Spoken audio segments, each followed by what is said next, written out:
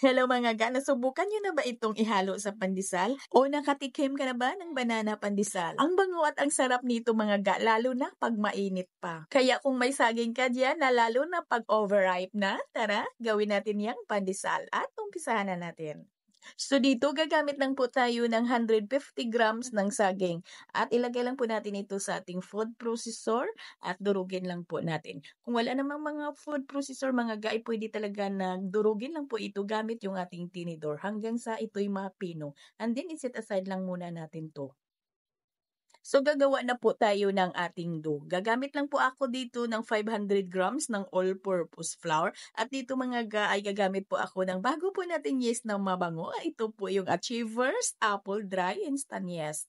Maglagay lang po tayo dito ng half tablespoon at dito maglagay ako ng 1 teaspoon ng ating bread improver. Kung wala kayong mga bread improver ay okay lang at dito maglagay tayo ng 1/4 cup ng powdered milk. And then haluin lang muna natin ito. Gawa lang tayo dito ng wheels sa gitna. At 1 teaspoon ng iodized salt at 1/3 cup ng ating light brown sugar at half tablespoon ng ating vanilla. At dito maglagay lang tayo ng 3/4 cup ng evaporated milk.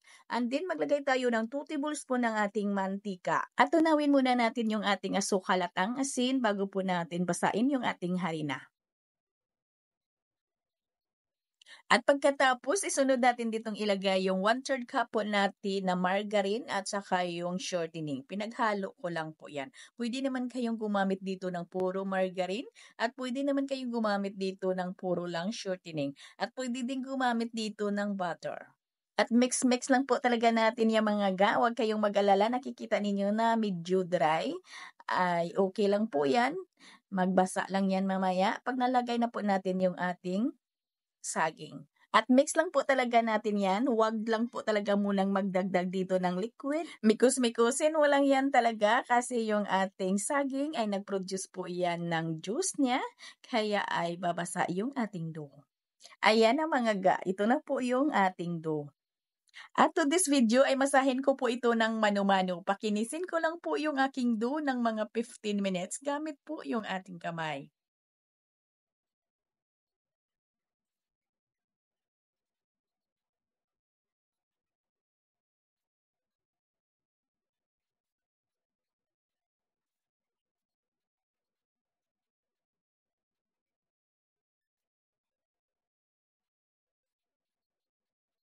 At pagkalipas ng 15 minutos na pagmasa ko mga ga, ay diniritso ko na po yan putol ha. Depende na yan sa inyo kung eres nyo pa. Ako ay diniretso ko na yan putol at pinigura ko na po yan ng pabilog agad. Pinutol ko lang po ito sa 25 to 28 grams. Yes mga ga, maliit lang po yung putol ko dito. Pagkatapos ko yung putulin lahat, ay diniretso ko na yan pinigura ng pabilog at pagkatapos ay nilagyan ko na agad yan ng palaman. Ito po yung gamit ko na press. At ipalubog lang po natin yan sa ating bread powder. At pagkatapos ay isalansan po natin ito at pagkatapos ay palsahin lang po natin. At pinaalsa ko lang ito mga ga ng 1 oras at kalahati at niluto ko po ito sa 180 degrees Celsius, yung temperature ng ating oven at niluto ko ito sa 15 minutes. At ito na mga ga yung ating masarap at mabango na pandesal. Lalo na pag mainit ito ay ang sarap mga ga. Lalo na itong bumango kasi ay naglagay po tayo dito or nagumamit po tayo ng ating apple. Yes. O tara na mga ga, kape na po tayo. Hanggang dito lang yung ating video. Magkita-kita po tayong muli. Ito pong inyong Kainday. Maraming salamat at bye-bye.